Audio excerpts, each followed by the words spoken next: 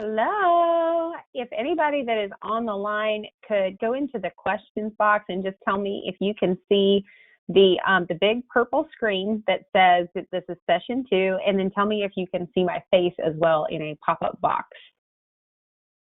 Thank you, Tori. Can you also see my face, Tori? Yes and yes. All right. We got some answers. Thank you so much.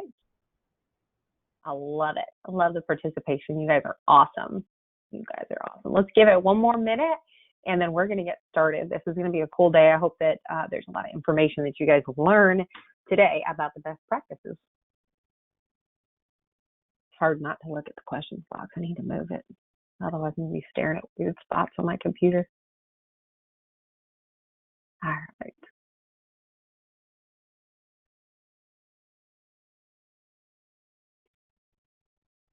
All right, let's get started. We had an appointment at 2:30 Eastern Standard Time, and it is 2:30. So I'm so glad that you guys are on the call with me today. As we talked about last time, we started to build the framework for your open houses and how to think about them. This next stage, today's call, is I really want you thinking about, and I'm going to teach you some of the best practices. Sorry for the fly in the room. Teach you some of the best practices for how to lead generate at an open house. Because one of the things I've promised you, and I've promised MAPS, is to teach you guys how to take an open house and to generate you business, right? Not just sell the house that you're holding open, but how do you generate a buyer and a seller every single time? Because then you can choose the weekends you want to work, and every single open house you do, you can generate 1 or 2 buyers or sellers every single time if you just follow the same models and systems. So we only have a few slides today, and I don't want you to stress out about that. I know your packets are really small, but we're going to go as deep as possible on some of these lead generation ideas. And I want to also invite you guys to participate near the end and share any ideas that you also bring to the table. You may have seen some things in your market, at Mega Camp, at Family Reunion, etc., that you can add value to the rest of the group as well. And I'll teach you some of the basics today. All right,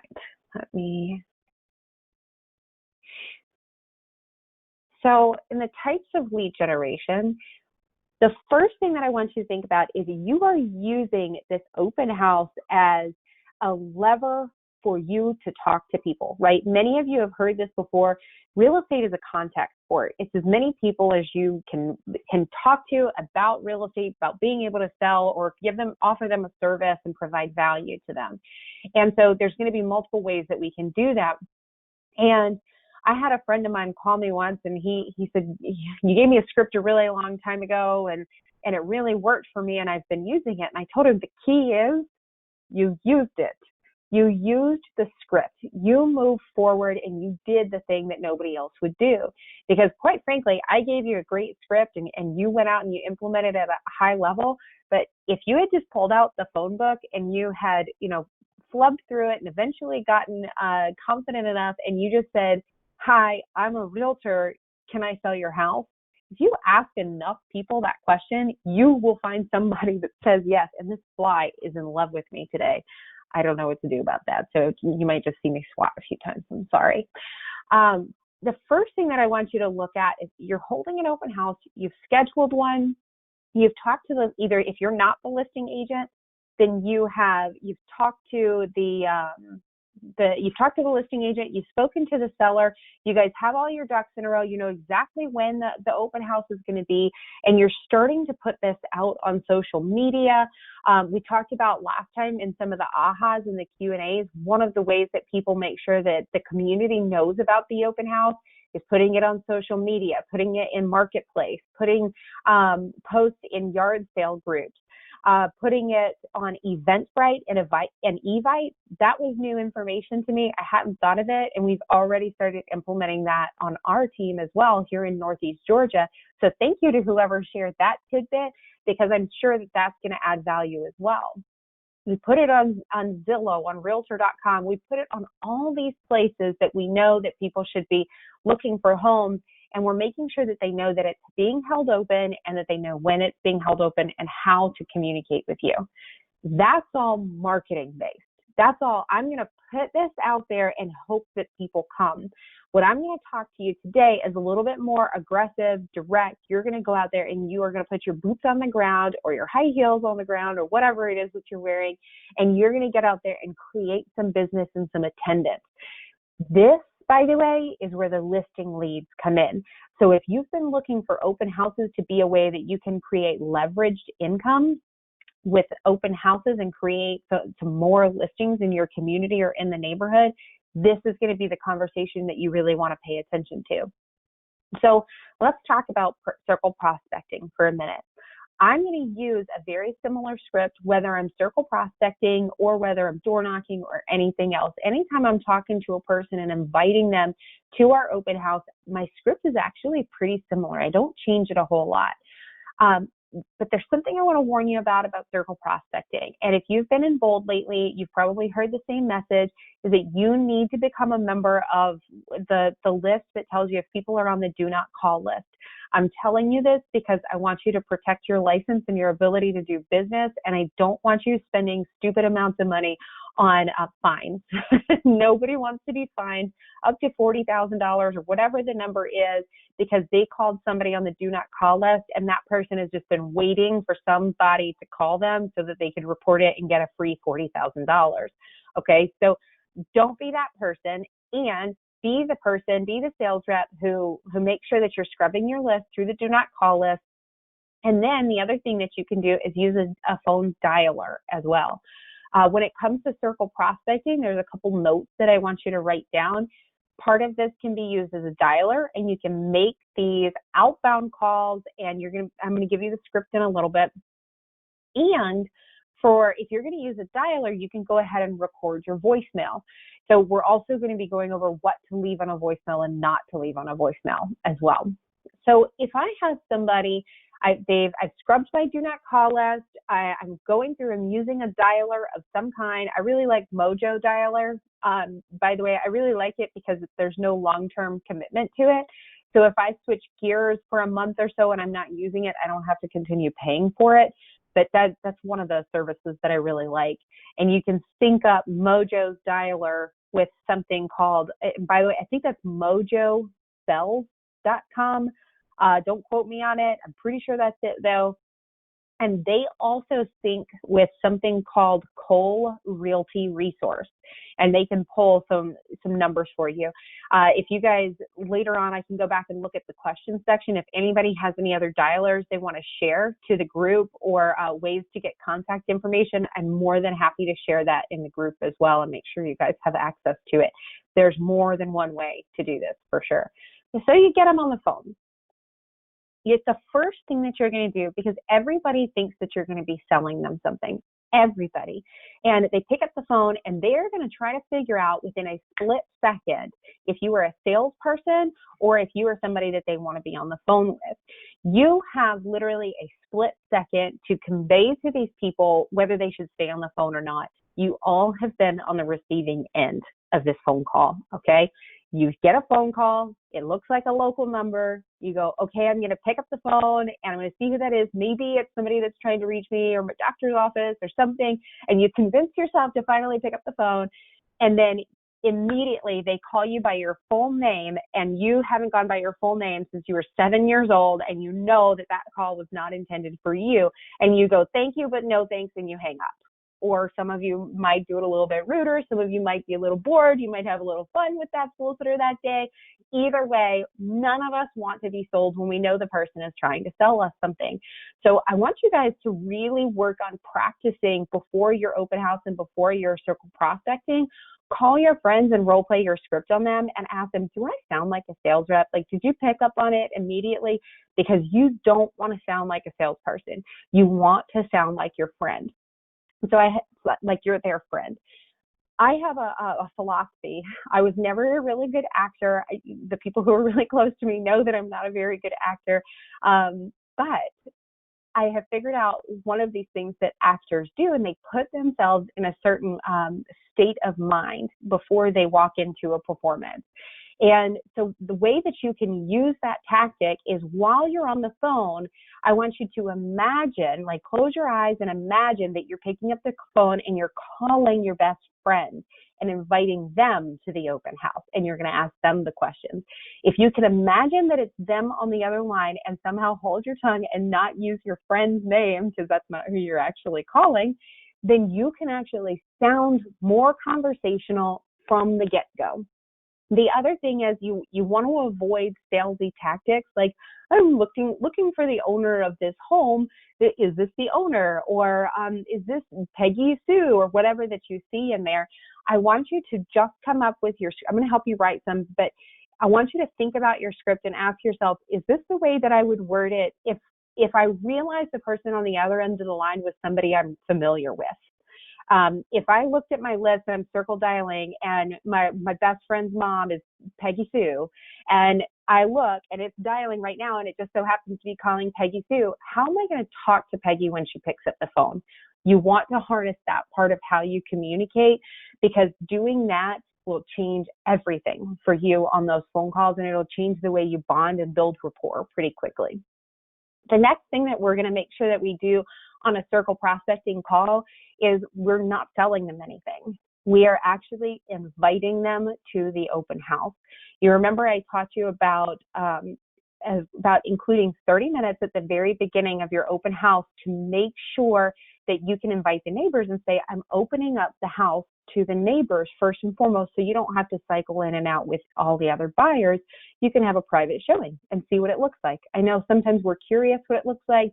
Sometimes we're thinking about selling, and I know that many of the neighbors will be curious. So if you'd like to swing by at the first 30 minutes, I'd be happy to let you in and show you around.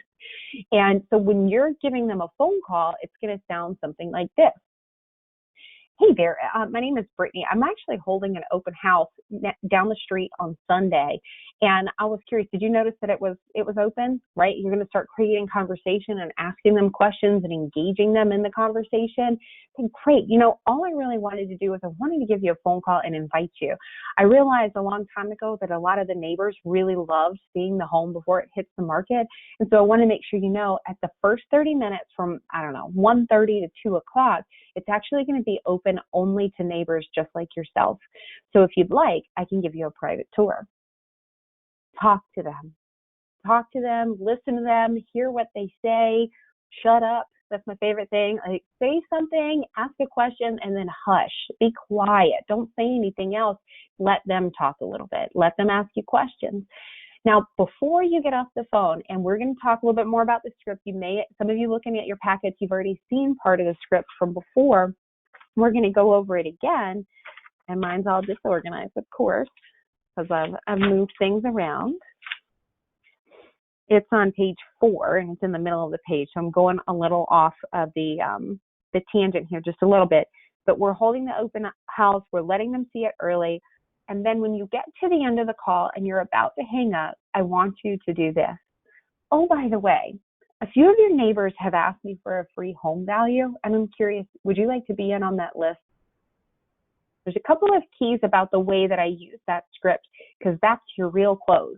That's what you're doing. You're not just inviting them to the open house, but you're going to be asking this to every single neighbor that you come across. And it's, oh, by the way, and if you're on the phone, do yourself a favor and lean in as if you were about to tell your friend a secret. Body language can actually be heard by the other person on the other end of the line. And so if you're going, oh, by the way, a couple of your neighbors have asked me for a free home value. Would you like to be in on that list? A couple of things happen there is the, oh, by the way, that is a super key part of the script. It gathers people, it collects them, it gets them thinking and listening to what you're about to say. You want to engage their conscious mind and their subconscious mind. So the, oh, by the way, is pretty important. So if that doesn't feel natural to you, practice it. The other thing is a couple of your other neighbors have asked me for a free home value. That creates the air that there's something to be included in. It's safe now because other people have asked me about it, and so you can ask me about it as well. And notice I said home value. I did not say CMA. Get the word CMA out of your dialogue with your clients and with potential clients. They don't know what the heck you're talking about.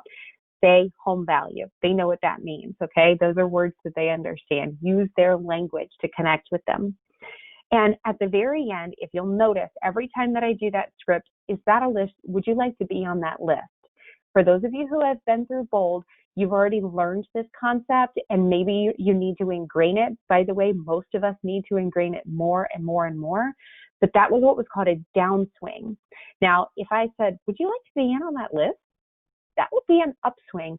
And when somebody asks you something with an upswing, well, what do you want to eat? Right? I mean, up and down and up and down, it creates doubt. When you use a downswing, you almost make your question sound like a statement.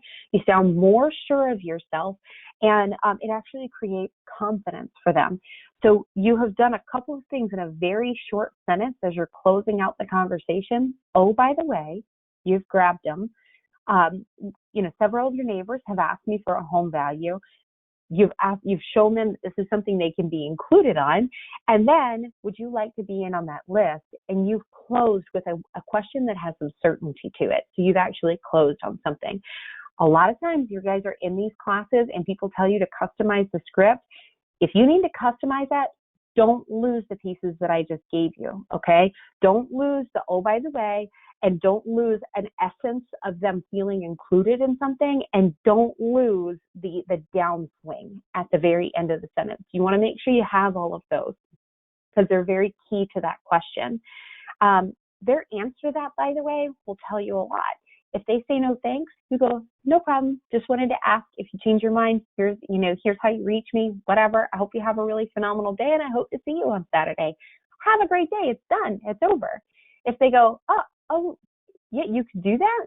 You say, well, yeah, I actually, I could do that for you. And then I say, I've got two different reports that I can pull, and I can either do a full market analysis for you where I come in, kind of take a look at the house, see all the upgrades that you've done, and I give you a really good idea of what it could sell for. Or there's a quick computer report that I could pull for you as well. And it will just take me a few minutes when I get back to the office, and I could send that to you over email. Which of those would you prefer? Notice how I gave the two options, and then I asked them what they would prefer. We're always asking a question at the end of our statement. And then all you're doing at that point is collecting contact information. Depending on what type of CMA they want, we can say CMA, but they're looking for a home value, right? If they're looking for the big one, they might actually be interested in selling right now. If they're looking for the shorter one, then they might be somebody that you can put in your pipeline, and you can talk about this later once you've pulled the values, and then you can call them back, share it with them, ask them if they have any questions, that kind of thing. They're at least curious. Regardless, these people are going in your database. This is a huge win. Now, you can actually do this with door knocking as well. I actually suggest when people door knock for an open house, if you don't door knock or circle prospect, you're kind of wasting your energy. You're missing out on a ton of opportunity. And I know we get busy. I know we have a lot going on. So if it's one or the other, just pick one. Pick whichever one is your favorite. What do you do better in person when somebody opens the door, or do you do better over the phone? It's up to you. At least pick one. And whenever we door knock, what I tell our agents to do is 10 to the left, 10 to the right, and 10 across the street. That way you at least door knock 30 homes. If you can do more than that, more power to you. But that's our steadfast rule. Every open house, 10 to the left, 10 to the right, 10 across the street. And we work in a pretty rural area. I've told you guys that before. We have some pockets that are a little bit easier to door knock, like you're in a neighborhood and it's really easy to do the 10, 10, and 10. But we also have some listings that maybe they're on some acreage or they're not in a subdivision, and it's kind of challenging to go down somebody's half-a-mile driveway to knock on their door out in the country. That's kind of fun. So instead, what we do is we consider the local businesses that might employ the people that might want to go there. And we do some business door knocking as well. So going and pulling doors, talking to the owners of the business, talking to the employees, putting up flyers in those local businesses and that kind of thing, like restaurants and banks and things like that. I just gave you guys the scripts. All right, let's talk about signs for a minute. This is one of the cheapest, easiest ways to lead generate that so many people are missing out on. It's kind of ridiculous to me. You can go on to companies that are authorized through KW, like Build a Sign and all kinds of things, and you can order corrugated plastic signs for like $10 or less, full color, double-sided, and it comes with one of those H-frame stands. You could upgrade it a little bit and get the nicer stands that last a long time that are black. That's great, but you don't have to spend that much money to have a lot of signs. And considering you can only hold one open house at a time, I don't think there's any excuse for any of us to own less than 15 open house signs. It's just silly not to. Every single agent on our team has 10 that are theirs. They get to carry them around. That's their open house signs. They can keep them at home. They know when they have an open house coming up. I know I'm not the only crazy realtor. I know a few of you are probably a little crazy with me. That whenever you go out of town and you're in a new area, especially like if it's a beach area and you're not normally from a beach area, it's really awesome when you see it like, oh, there's an open house. I want to go see this really expensive house. I want to go see what it looks like inside and see what the realtor's like, etc. I can't tell you how many times I've seen the open house sign, like at the front of the neighborhood, and turned in and never found the house. Just like there weren't enough signs. And there was just the one at the front of the neighborhood. And so one of the things that I ask you guys to do is to think really hard about, if I was going to get an impulsive shopper today, they didn't see it on social media, they don't even know how to use Eventbrite, they weren't potentially looking, but they've been looking maybe and they've been getting internet listings and stuff like that, whatever. They're thinking about buying. Have I given myself the opportunity that person on the way home from work or on the way to or from getting groceries will see my signs and make it to the open house, like following gingerbread crumbs, right? So think about where the biggest main intersection is and make sure you're giving yourself enough signs starting from there. Where would people be driving to and from? Are your arrows pointed in the correct direction? Are you getting them there, or is the address even written on the sign? Because that's what some people do, is write the address on the sign.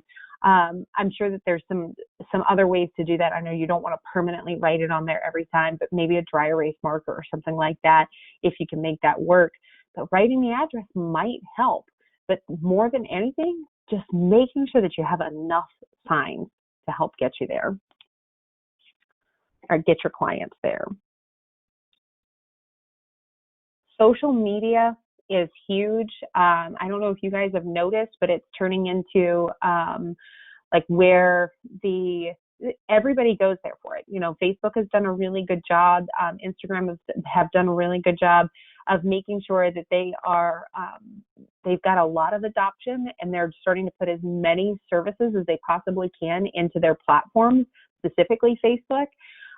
Your listings should be listed on Marketplace on Facebook. And in addition to being listed on Marketplace, you should be sharing it in local yard sale groups, especially when you have an open house coming up, and letting people know. Anything you do, though, I would use hashtags or keywords like open house or homes for sale and things like that, because people are searching for those things. And Eventbrite, Evite, Trulia, Zillow, Realtor.com, Facebook, all of that, they all have what's called search engine optimization. And that means like they show up really high on Google, right? When somebody searches a specific thing. And if that's the case, then you need to make sure that you're putting keywords in those posts that people that are looking for that might be looking for. If it's a basement home in a specific county, if it's if it's a house with a pool, or it's a house with no neighborhood, and these are things that people request and ask for, then I would make sure that you put those things in your keywords, because whenever somebody comes and searches it, could mean the difference between whether it gets found or not. And making sure you do that even when you share it into a group. Like, you may create an event on Facebook that says open house, and that's great and all, but if you just share the link into a group that you're in and then walk away from it and you didn't type anything in there, first of all, it's not going to show up for people. And even when it does, it's not going to say, it's not going to come up if they're searching specifically for the words open house. So make sure that you're doing everything in your due diligence to at least do the things you're doing correctly. I want to look and see if anybody has any questions so far. I don't see any right now. Awesome. All right, go to the next screen here.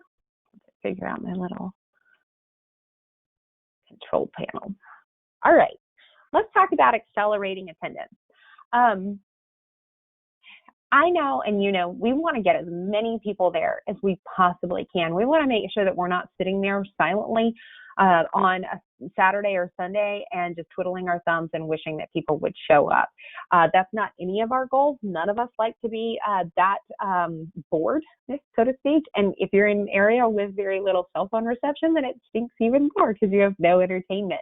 If we're going to do this, let's do it right. Let's make sure that we are getting you guys people in the door and business. So I'm going to walk you through our accelerated launch. I need you to know something though. I am a broker in Georgia, and everything that I have written here and done here, I've had approved through our qualifying broker at our brokerage. Okay. So you are not allowed to do this unless you get approval or you figure out a workaround or you figure out how to do this legally in your state. There might be some things that you need to do differently. And it's okay if you can't do it all exactly the way that this is. I know that you guys can come up with creative options to make sure that you're getting as many people there as possible. So to start out and looking at this page here, we launch any and all of our listings on Thursday or Friday, depending on how many listings are coming on and what's going on the schedule. So think about this. You guys have listed homes before, and you're sitting there and you're talking to a seller, and once they've made the decision to sell their house, they're usually very, very ready to go. They want the sign in the yard, they want to get going, and they want to get going as quickly as possible. However, as quickly as possible isn't always the best method, right? And it takes a little while to get everything right. Staging, not just staging, but if they have any repairs that they need to do that you've asked them to do, photography, and the photographer's not just sitting there and waiting for them to give them, you know, everything. They're not waiting at their beck and call. They're like, are you ready to take photos yet? Right? They are running a business too. So there's a lot of coordination between all these parties, and it's up to you when you are in the listing appointment to sell them on your open house process, and that no, their house will not hit the MLS immediately, and no, their sign will not be out in the yard today, because there's a process that you're going to be following to get accelerated attendance. And that's what you promised them when you offered them this open house in the first place. And so you are going to have to set the stage. You're going to have a conversation around, listen, if we're going to do this well and do it right, that means we need to list strategically, which means we get the photos, say Monday or Tuesday, and then from Tuesday through Friday, we're doing some things to boost the reach of everything that we're putting out there. So what we do, and I can't see my own screen here because of my stuff. All right. So we actually launch our listings on Thursday or Friday. And we got permission, and we get written permission inside of our listing agreements to also begin marketing our homes a couple days before that. Some of you are not allowed to do that. You're not allowed to put a sneak peek or a coming soon or anything like that out there, but we do. So we get one of our primary photos, and we start on either Wednesday or Thursday. We operate within the laws that we're allowed. It's like a certain number of hours, whether it's 24 or 48 hours. That's what we're doing. And we get the photos, we're putting it on social media. We're doing this sneak peek, and a sneak peek is literally just a post where we're saying, hey, sneak peek, this house is coming on the market on Thursday, open house this weekend, so exciting. It's got pretty stuff inside, and like one really good picture of like the kitchen or something like that, whatever its best feature is, whatever you would make that house's profile picture be, right? And we're going to list it on Thursday or Friday. It's going to actually go in the MLS, and it'll be launched live. The only caveat is we hold all showings. All showings. Not even my team can show these houses, okay? We hold all showings. This is going to be something that probably frustrates your co-op agents more than anything. It's not going to frustrate your seller. Your seller understands what you're doing. You've walked them through it. But it's probably going to frustrate your co-op agents more than anything. And what they have to understand and what you can politely remind them is, listen, they hired us to do an auction effect open house. And so when we do that, I promise you, it's nothing against you. We're holding all showings. I'm not even allowed to hold them. And the reason you're not allowed to hold the showings before the open house either is because you never want to be perceived as a person who, because of ethics violations and actual violations as well inside of your MLS, if you're ever not playing by fair market standards, then you've created an advantage for yourself, which could create a disadvantage for your client. And if you're creating a disadvantage to your client, then you're in a really tough spot. So don't ever do that. If you're going to create an auction effect, make it fair game. Everybody's having the same conversation. Okay. And of course, always run this through your broker, because your broker might say, we're not going to play that game. That's not an option. And that's okay. There's lots of other things that you can still do around the open house. So if you've held the showings and nobody's allowed to see it, what the conversation usually looks like is, absolutely, the house is listed. We're holding all showings to the open house. And Mr. or Mrs. Agent that's calling me, I might be a little frustrated because you want to show it today. We're holding it open. If you'll tell me who the clients are, I'll promise you, and I'll even put in writing that your clients are protected. If they want to come to the open house on their own, if you're not available, I'll be happy to make sure I send them back to you for any questions. We're just creating an auction effect for the seller. My goal is not to steal your client, I promise. And that usually calms them down a little bit. They're still miffed because they want to get an offer in quickly. They don't want to go to multiple bids. I get it. It's, we all feel that way. Ultimately, though, if this is your listing, you've been contracted to get the highest price possible. And then I didn't put this in here, but if this is not your seller and you say it already got listed and there was no holding of showings, then if it's been on, if it's been on the market for a little while, I did put it in this bullet point. If it's been on the market for a while, offer to hold the open house in exchange for a price reduction, right? I'm happy to hold an open house and work on getting more people there. However, the home market knows what we're priced at right now. And so they're already aware of your home. So if we're going to get accelerated attendance and we're going to get some people in here, the best thing for us to do, Mr. or Mrs. Seller, is to reduce the house on, say, a Thursday or Friday, and then I hold that open house the next day. And of course, if you're about to get an offer, and I know that you're about to get an offer, we don't have to reduce. Like, we can use our noggins here, right? And we can hold the open house. But it's double-sided here for you. It creates an advantage to make sure that you're not just holding an open house on a stale listing, because that's not fun. Nobody wants to do that. But it also gives you a reason to ask for the price reduction. Many of us struggle with, when should we and how should we and this, that, and the other when it comes to a price reduction. And we can struggle with that conversation. Offering to do an open house and then doing it at the same time of a price reduction makes it really fun. I'll tell you a little success story about that. We took in my market, by the way, a $700,000 house is a really expensive house. Okay, our average price point is right around 200, so 700 is really high for us. And we took a $760,000 listing, and we knew why it had expired. A friend of theirs referred them to us. We knew we could do a great job. We held our accelerated open house at the very beginning, and we did not get an offer, which is kind of rare. About 60% of the time we get an offer within the first 2 weeks. So it's usually a really good program, but we didn't for this one because it was luxury, right? But we did pick up a few buyers from it, and we did some good stuff in the neighborhood, and we picked up a couple of referrals. So it's still a win for us, but the seller still hadn't sold their home, right? So about 60 days in, the seller was coming to us saying, okay, what else can we do? And we said, okay, listen, we can do more open houses. However, if you're actually going to engage the market in, like, okay, let's get excited about the open house, then what we need from you is we need a price reduction every time you want us to hold an open house. So how many open houses do you want to hold? No kidding. He says to us, I want you to hold it open every weekend until it sells. My team called me freaking out. They were like, well, what do we do about that? He wants us to hold it open every weekend. I said, do it. Is he willing to do a price reduction every single time? He was. They weren't major price reductions, but he did, I don't know, like a $2,000 price reduction every time. And we held that open house every weekend.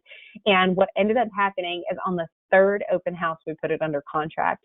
And so that strategic price reduction and holding an open house every weekend and all the marketing blitz that goes out with it showed somebody that, okay, he's serious. And whoever that buyer was that was out there watching and waiting said, okay, he's getting serious. Maybe we should go in now. We actually still got a really great price for the house.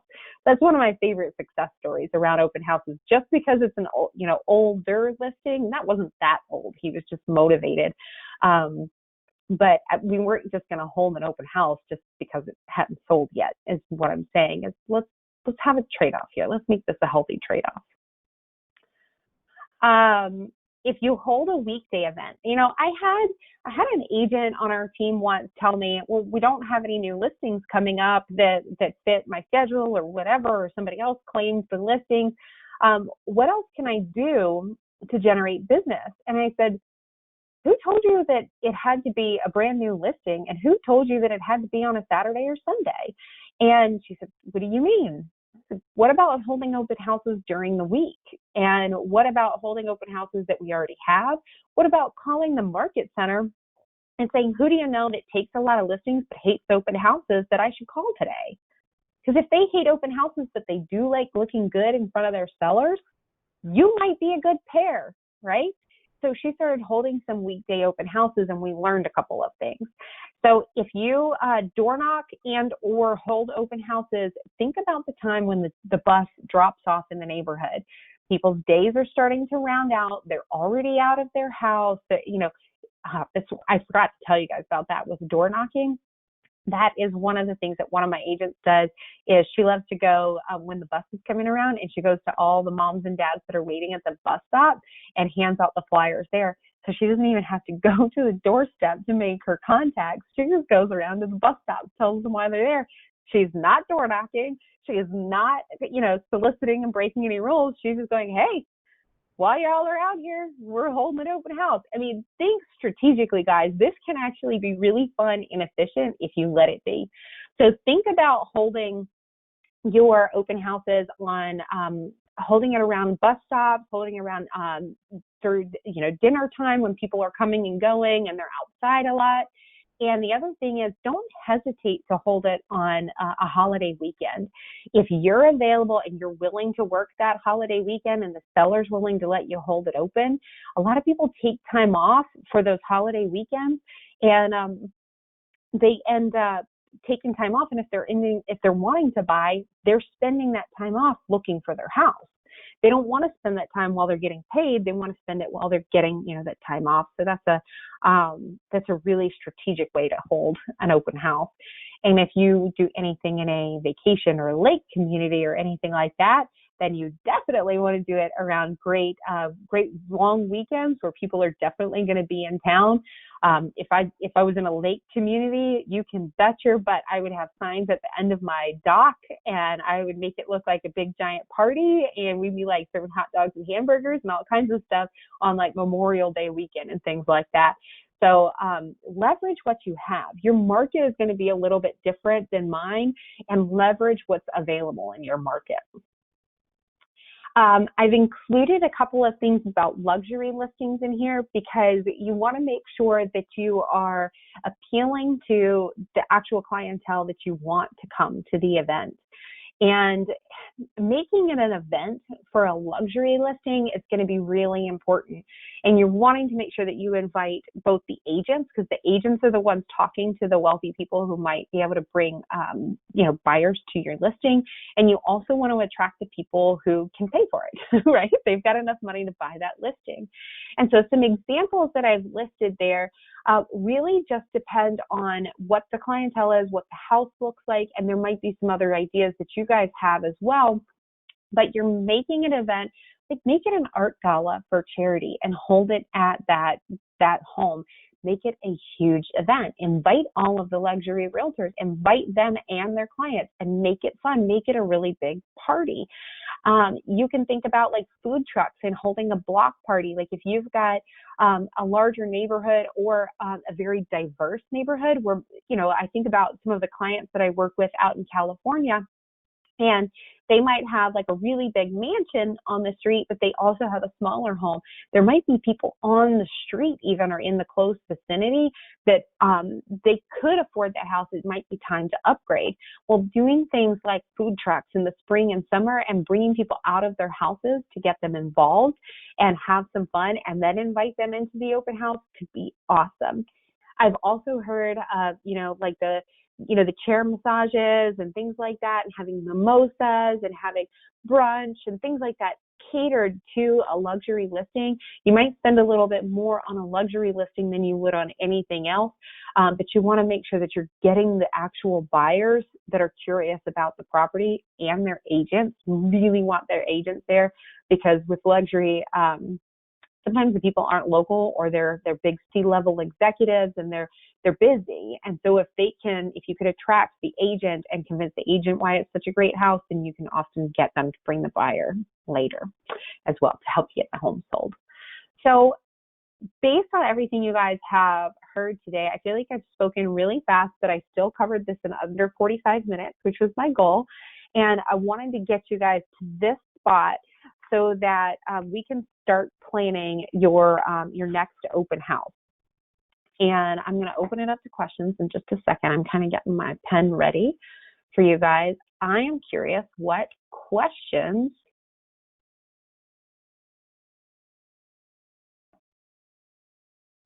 you have. Anybody that doesn't have the packet, you have to log into Basecamp to get it. I can ask Corey to re-email those out to the names that I see, and I don't have control over that. So let me just, if you did not get the packet, just write a comment in there and say, I don't have the packet. And I will grab your name and I'll ask Corey to help me out with that. I have Tori, Naomi,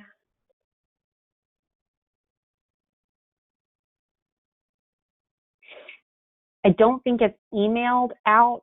I believe it is in Basecamp. So it has to be, you have to go in and access it. Got it. Brooklyn, I got you. Tori, I got you. Naomi, I got you. Anybody else doesn't have it. All right. What questions do you guys have? Or if you have an ad, I really loved the fact that last time some of you added some really awesome value and you said, hey, you might consider doing this. What kind of feedback do you guys have? And the scripts, by the way, are in the packet. So those of you who are asking about where the scripts are. Awesome question, Whitney. Doing open houses, circle prospecting, door knocking, and social media, please rate in order of best results. That's a loaded question, because if some people on here are really, really good at social media, they might be able to get a ton of people in. If people are better in person, then they're great at door knocking. I've got one agent on our team that she loves door knock more than anybody else I know. She would rather door knock than anything else. So she gets great results from it and gets a lot of attendees. There's some people that love to sit behind the phones with circle prospecting, and they're really good at that.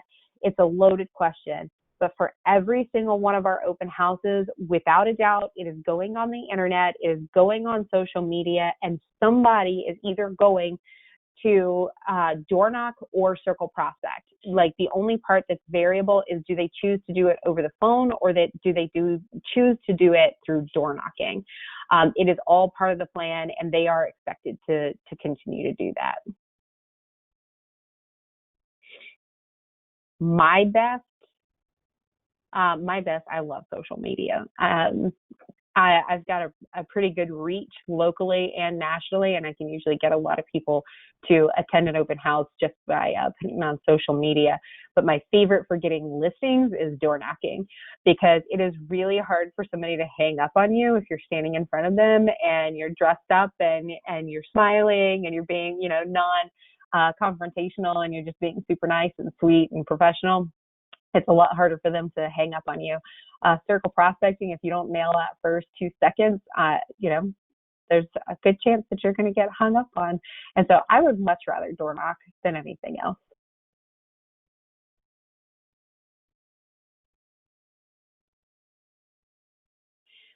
So how many hours are you setting aside for your prep? This is a really, really good question. And so that's going to actually go into our homework for this week is I want you guys to either plan your next open house or start to plan what your schedule would look like for your next open house. If you know that the listing's not coming up until November, you have some time to plan and strategize.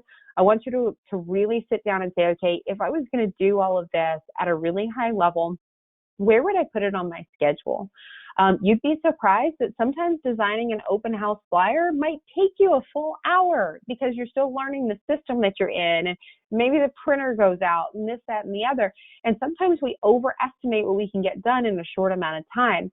I absolutely recommend that people spend not only the day of the open house on the open house, but they also spend the day before on the open house as well. And that's just if you're the agent only holding that open house. And so you've got 8 hours each of those days. It's 16 hours of lead generation and talking to people and printing out flyers and getting them handed out and getting it on social media, et cetera. Overall, if you're going to hold a really great open house, it may take you even more time than that if there's more coordination. And if you took the listing, I don't know how you would count how many hours go into launching the listing as well. But for an open house and for an agent that's maybe on a team, or if you're an individual agent and you are holding an open house for somebody else and the house is already listed, you don't have to do anything else. You just need to do these lead generation tactics. I would say at minimum 1 day that week prior to, and then the actual day of the event, because you're not just there for 2 to 4. You're there, door knocking the neighborhood, making sure your signs are out, making sure you're talking to the neighbors, getting the house ready, open, etc., making sure that it looks pretty, that it smells nice, etc. All the stuff is put away, the sink is empty, blah, blah, blah. And then you're also going to want to make sure that you've included time afterwards so that if somebody comes in and they're either a seller and says, well, what do you think I can get for my house? Or they're a buyer that says, well, we saw the sign. We don't really have somebody representing us. We don't love this house, but we do, we're still looking. Then you could say, by the end of this open house today, I have about an hour and a half left. Why don't we meet up right after that? So you're going to be investing time. This is your lead generation for that. I mean, for that week, if not, if you're doing 2 open houses, that might be your entire week's worth of lead generation, depending on how you spend your time.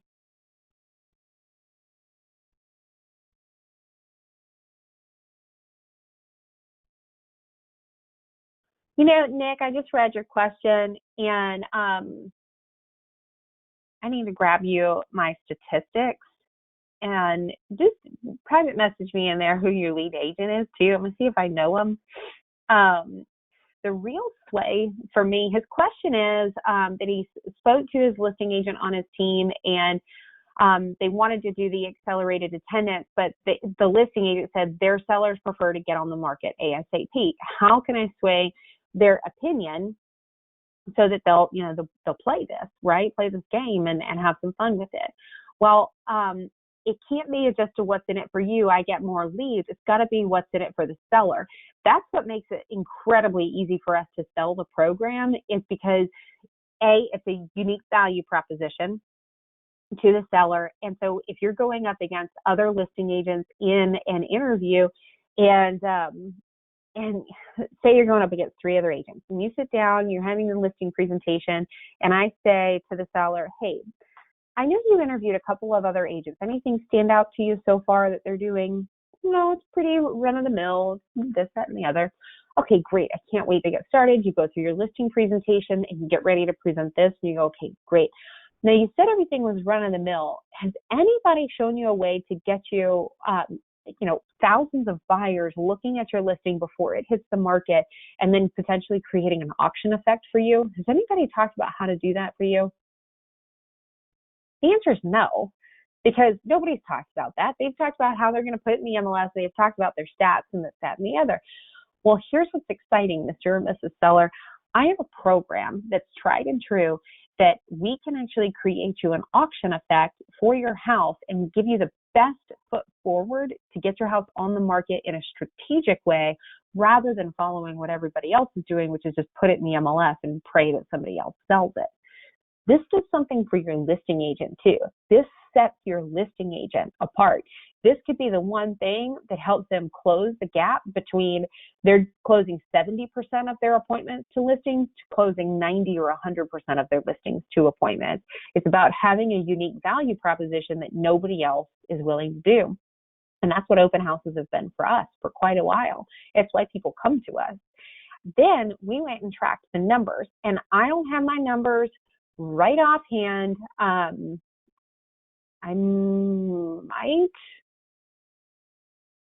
don't think I could find them as quickly as we need them today, but I could find those numbers that our marketing person pulls out.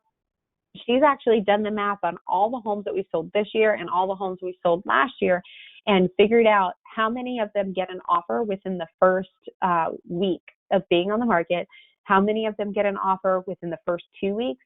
By the time you get to the first 2 weeks of the people who hold the open house and the people that don't, they lead by over 50%. So we're able to show stats that say our people who do follow the program, and it's up to you, Mr. and Mrs. Seller. You don't have to do this if you don't want to. Some people are weird about open houses. They don't want it, and that's fine. But if you really want it and you really want that open house, you need to show them this data. And essentially we say, listen, it's not about whether you're letting people into your house or not. I'm just trying to show you a way to make sure that we create the best motivation and the ability to create that auction effect for you with buyers that are out there. This is merely strategy. And once you've implemented the strategy enough, you guys will realize the same results we did, because the strategy actually works. So when they get 50% more response and they're 50% more likely to get an offer in the first 2 weeks, literally just by following this program, it's not rocket science. Just follow the program. So Nick, if I'm giving you any instructions on how to speak to your listing specialist, you can direct me to them, direct them to me, whatever, and we can have a conversation. You can give them this recording and just play this part for them. Essentially, I really wanted to do this, not because I love open houses. When we started doing open houses, this was my way to say, I'm going to do everything I can to get the listing. That was my number one priority, and I needed a unique value proposition that would blow everybody else out of the water. It turned into this amazing opportunity to lead generate while we were holding open houses as well. But when we held them like this, it was all the sellers needed to keep going forward. I mean, and they're like, nobody's ever said that. Nobody's ever told us about that. The last agent that came in didn't even want to do an open house. They've already forgotten about the fact they wanted their house on the market like ASAP. Now they're really excited about this auction effect. So Nick, that'll be the best way to get them in there. Whitney asked, are you using Facebook Marketplace or are you creating an event and boosting? I'm actually using both. I know it seems like double dipping, and people are looking in both areas. So we have our Facebook profile page, and we'll have the event, but we'll also have a marketplace ad. I'm just starting to notice more and more people are searching those marketplace ads for homes for rent, homes for sale, etc. And don't forget to take it and then share it into the yard sale groups. Something I want to make sure that you all understand is on your website, whatever website that you're using, you can go in there and act like a buyer and search out the house that's for sale. You start on your website, find the house that's for sale, and then up at the top of the screen, you've got the URL that you're going to copy and paste. You can copy and paste that link and share that onto social media. If I could teach you anything, I'm not sure if anybody needed to hear this today, please don't send people to Zillow. Please don't send people to the realtor.com main website that's not linked back to you. Send them, if you're going to link to your listing and where they can find more details about it, make sure they're landing on your website so that when they look at more homes and they stay on your website, they're more likely to register on yours. So even when you're putting it on Facebook Marketplace and things like that, make sure you're sending people back to you, Whitney, your business page, your website, etc. Find more information here, and do not send them to a Zillow.com/blah, blah, blah, or a Redfin.com/blah, blah, blah. Find it on your website first and foremost. Aaron says they put a QR code on the door knocking flyers, and that takes them to pictures and the home and sign in landing page. That's really awesome, Aaron. How many people do you guys have access to QR codes? Like, how many, if you guys hand out 100 flyers, how many do you think access the QR code? And is there any conversion on that? Like, can you grab their email address or their phone number? If she answers or not. My only input is anything that you guys put on your flyer that it's a call to action, like see more photos here, either send them to your website and make sure that, you know, if they end up registering, that they're going to be registering with you and not some other one. But the other thing is using like texting codes. We have something called Quickly, KWKLY. And you can do like text this to this to get more information and that kind of thing. That's one way to do it. Either way, if you're going to give them something for free and you're going to use like a QR code or whatever, make sure that it's sending them somewhere that if they end up giving you their information, that you actually have a way to follow up with them. Our biggest problem is not that we don't know what to put out there and how to add value. Our biggest problem is we're not collecting data. And so if you're putting something out there, make sure that there's a way that you're not giving them everything until they register. So that's something to think about. We do broker open houses sometimes, Angela. Sometimes we do a broker open, especially on a luxury listing, to try to get the brokers in there. But most of the time, we're just going to open up our open house to everyone. And Nick, thank you for your email. All right, any other questions, guys? This is an awesome call. We squeezed a lot into here, and we'll go even deeper next week. Next week, if I take a look at the map for this, we are going to be going over the operations team systems, like what do you say? What does the letter need to say or the email need to say to the seller? And how do you prep? What does the agent who's doing the open house need to prepare for? There's a lot of things we haven't covered yet. We're going to go over like how to use smart plans before, during, and after, how to do registrations at the open house, scripts for the open house. And then we're going to walk you through, like, what do you actually do at an open house? So you're sitting there and if someone walks in, what do you say? Awesome. Aaron said that, yes, it depends on the home. They can put their email or phone number in. I just want to make sure, like, if you're sending out a QR code and you're sending somebody somewhere, make sure that you're sending them to an appropriate place where if they stay on that website, that they're going to enter their information and it's going to come directly to you. You do not own Zillow. You do not own your MLS's website. You do not own like Trulia or Realtor.com. But you do have your website, and it doesn't matter whose listing it is. If you've got the IDX feed, you can find that listing online, open up the page, and then copy that URL, and boom, you've got a basic landing page for that house. And if you did it from your website, now you have the opportunity to convert people if they stay on your website and look at other homes. So that's going to be really important. And your homework, thank you for reminding me. What I would like for you guys to do, and I wrote it down so I didn't forget, I'd like for you guys to go ahead and identify your next open house. If it's coming up really soon, awesome. You're going to go ahead and create your time block for that plan, and you're going to begin to execute on the plan based on what I've been teaching you so far.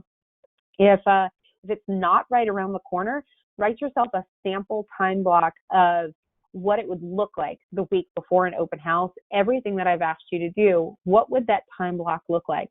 What are the milestones? When does the house hit the market if you're the listing agent? Or when are you having those conversations with the listing agent? And if you are one of those agents who's on the phone or on the conference right now, and you say, but I don't have a listing, right? That's part of the reason I'm here. I don't have a listing and I'm not on a team and I need some help generating them.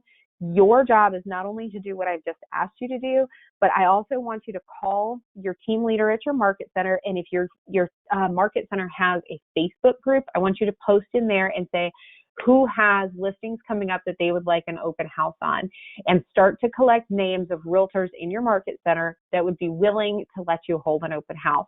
And then sit down and talk to them about what you've learned. It is their listing, so it is going to be by their rules. Go over with them what you know at this point and ask for their permission on certain things.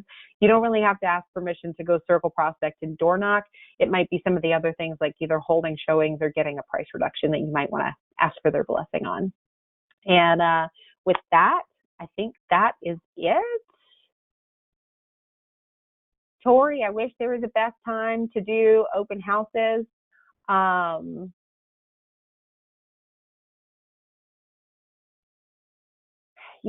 team still does a lot of 2 to 4 and 3 to 5s. I've seen people do them like right in the middle of the day and be just as successful. I think for you, you're probably going to have to test it out, see what happens, find out what times are absolutely not going to work. I live in the Bible Belt, right, in Georgia, so we definitely don't hold open houses during church time. It's always in the afternoon on Sunday. Right or wrong, we know that 90% of our people are not going to be available because they're either at church or they're leaving and then going to lunch. So we need to catch them after lunch. So it might just be, what's going on in your market and what works for you. And if you're going to be doing 6 to 8 open houses a week, but do 2 7th level open houses a week, I would write your plan. By the way, that's a great lead generation plan. That is a solid lead generation plan. That's somebody that really wants to achieve at a high level. And if you're doing that, just make sure you know where you're putting your energy. I'd rather do a 7th level open house on a house that I know I'm going to get a lot of traction on and there's a lot of opportunity around it. So be purposeful about that. And if you're going to do 6 to 8 other open houses, maybe do those and do them strategically with a listing that's been on the market for a little while longer, or one that you think the traffic in the neighborhood is going to be really great, and hold those other ones that they're not going to be a 7th level open house or doing it, this robust. Do those maybe at the times where the bus stop is coming around and you think you might actually get a few more people coming through. I know it's odd, but every time I've door knocked and or circle prospected, that window from like 9 a.m. to 10 a.m., for some reason, there's a lot of people home during that time. I have no explanation for that. I don't really understand it. I'm always surprised. And yet that's a pretty big window, 9 a.m. to 10 a.m. And then if you come back and you look at, after the bus gets back and things like that, that's another great time to be available and have a house open. So, all right, guys, our time is up. Have a phenomenal week. I'm looking forward to hearing about your results that you've got. And if you haven't held your open house by next week, I understand that we're giving you the information. You guys may be holding open houses as we go.